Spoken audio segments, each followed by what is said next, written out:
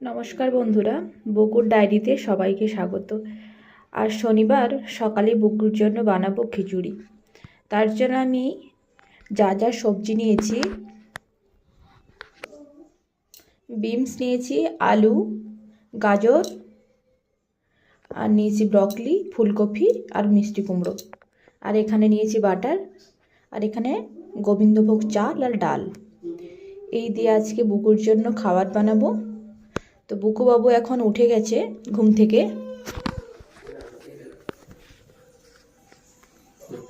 এই যে বুকু বাবু উঠেই পড়াশোনা করতে লেগে গেছে। গুড মর্নিং বুকু বাবু। ওর পাপা কাজ করছে। বুকু কি করছো?